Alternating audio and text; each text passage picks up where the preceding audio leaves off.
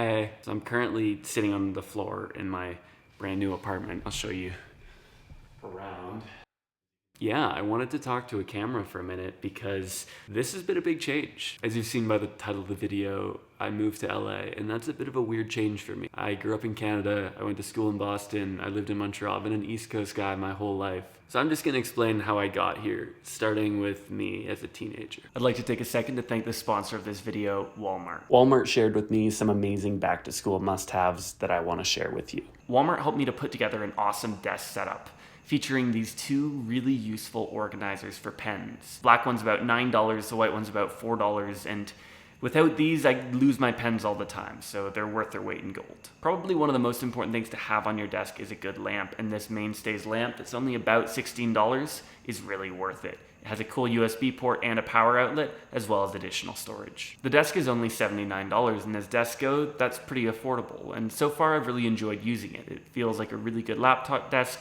I like the height, and I like the additional storage, making it multifunctional in a relatively small space, such as a dorm room. And I always love having a whiteboard, especially one with a calendar on it, so if anything comes up, I can just jot it down quickly. And this one also has a bulletin board, and it's only $9, so I actually screwed it into my wall, and I've been using it a lot. And finally, you guys know me, I'm a sucker for a good bookshelf, and these cube organizers are awesome. It's only about $35, and it can hold a ton of books. As you can see, all the books that I've bought so far while I'm here in California don't even begin to fill it. I honestly recommend all of these products, especially if you're moving into a dorm room. And as you make that move, you can use Walmart's product checklist to make sure that you have everything that you need on walmart.com. So if you want to check these products out or any other great and affordable options for back to school, check out the link in my description. Thanks again to Walmart for sponsoring this video. When I was 16 years old, I worked at Shopify as a software developer. That summer, I was getting really into YouTube as well. I had followed Casey Neistat for a while, and it just seemed like this really cool thing. And so I started making these videos that candidly weren't super good,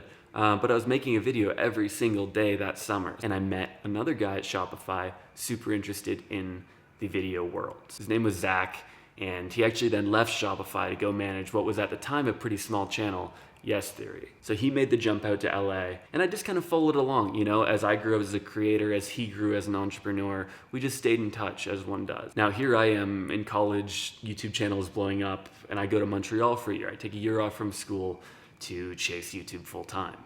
And as I'm there, I'm thinking, man, this is fun, but there's something missing, right? And I'm not scratching this itch that I scratched when I was building things, when I was writing code. As glamorous and as fun as YouTube and social media can be, it doesn't always scratch that itch, the itch of wanting to build something. And that's a bit of a weird thing to learn because there's a lot of people who, as soon as you gain any success, major success on social media, they're like, dude, why aren't you chasing this? You know, leaving money on the table, whatever.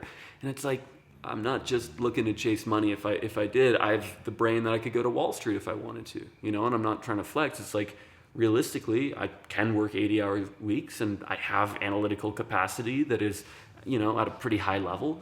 And if I wanted to go, you know, analyze securities, I'm sure I could do that and make a lot of money. It's not what I want to do. And so realizing this, right, as senior year of college comes around, I'm trying to figure out what I want to do. If you look at successful startup founders and you look at really successful entrepreneurs, yeah, there are a few that, you know, come out of college at 22 and they just rock it, right? But most of them, a lot more of them, don't do that. And I think one of the things that I was thinking about as I'm going through this process is like, how does one learn to run a company, right? Let's say that that's what I want to do, and I'm pretty sure it is. Let's say I want to run a startup. So either you go out and build it yourself, or you work under someone who's building it, you see the mistakes they make and the decisions they make, and then you go do it yourself, right? It's like a mentorship model. And at first I was really like aligned with the first one. I actually went through this process where I built a company. My promise to myself was that I'm not going to leverage YouTube at all for this. And it did really well. Like within a few months of launching the product, we had done pretty significant revenue. And we're like, okay, sick. Like we can actually start hiring people. We could start like raising for this. It was so interesting to me because in that moment I realized, no, actually the other model is the right model for me. The mentorship model makes way more sense for me right now. And the reason being is that as I'm going through this process of building this company, I'm watching other parts of my life fall apart. And I'm realizing that I don't know how to balance it. And so my personal life was being taken over by this. my romantic life at the time being taken over by this. You know, my sleep, my eating, I was running at the time still, and that was being taken over. And it's like, man, there's a lot that I have to figure out for myself, like from a personal perspective and an emotional and a mental perspective, that I just don't have figured out yet, right? I just kind of nose down, grinded my whole way through school, through college, and then had this like 6 months in Montreal where it was amazing, and I was like actually learning a ton about myself as a person, like, emotionally, and I need more of that time. Like my whole life I've not had that time because I haven't given it to myself. And here I am about to make a decision where I don't give it to myself, not just for like 6 months, where I don't give it to myself for years, because that's the promise you're making when you take on money with a startup and you hire people. It's like, yo, this is a thing for at least a few years. And I had this conversation with an investor where he was like, yo, this is a sick product, obviously product market fit, but what you're doing, it seems to me, is you're chasing shiny things. Like it seems like you don't really care about the problem space, which is true. I just set out to build a company. I didn't really care about the problem I was solving. This is just an attractive proposition for you, and you have the capability to execute on it, so you're doing it, but it's not what you need or you want right now. You're just doing it because you can do it. And I'm like, man, that's so true. And I've spent so much of my life just chasing shiny things like that. As value driven as I'd like to believe that I've been, there have been a bunch of times in my life where I make decisions because it's like, oh, that looks good. And so I realized, you know what, this is a big decision that I'm making, probably one of the biggest decisions of my life. It's like, what do I do after college? Let's not just chase shiny things with that. Like, let's not just go like the hype route where it's like, oh, I raised a seed round before I graduated, but being miserable, right? Like, I could just feel that would have been that future. And I'm like, man, I don't want to be sad for a few years, especially when the alternative is, okay, hey, maybe I can find a place where I can figure out a lot of that personal, emotional, social stuff while learning. And this is where the mentorship thing comes in, and this is where Zach comes in. So Zach, the guy that I told you about before, the guy that managed Yes Theory, went on to build these companies. He ended up building a company pretty recently with Kate Ward. Kate is a genius. Started out as film school reimagined for creators. The idea is like, okay, if you're building on YouTube, traditional film degree isn't really going to help you a lot. So it's education, cohort-based education. But as I talked to Zach and Kate about this, it became clear that no, it's not just like a cohort-based education company. There's a lot more that they're trying to build. The mission is to create as many full-time creators as possible, not just, get people to pay $300 for a course. Honestly, as I look at my weaknesses, just very candidly, Zach has strengths in almost all of those areas. So when it comes to like balancing a very, very busy work life with a very fulfilling personal life, I think Zach has that nailed down.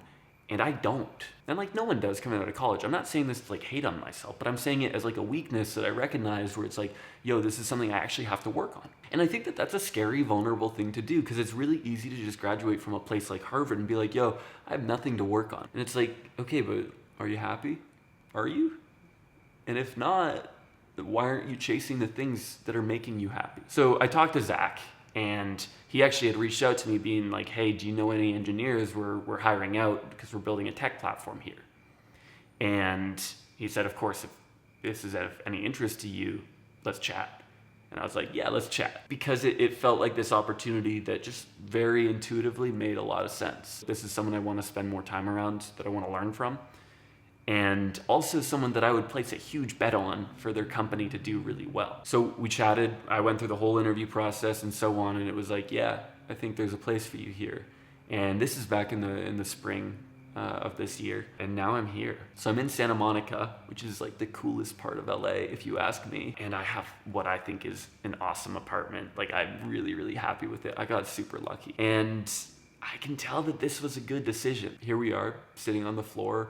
I'm excited. Also extremely proud of myself for making a decision that isn't just chasing a shiny thing. I made this decision because I knew that it would be good for my long-term development and my long-term happiness as a human. So into how this balances with YouTube, right? That's still something I'm figuring out. Probably gonna lean heavier into book content, but I'm not sure. I'm gonna experiment. I've been reading some amazing books. I'm very excited to share them. I think that's all for me in this video. Thank you for listening. I'm John Fish, and I will see you again very soon.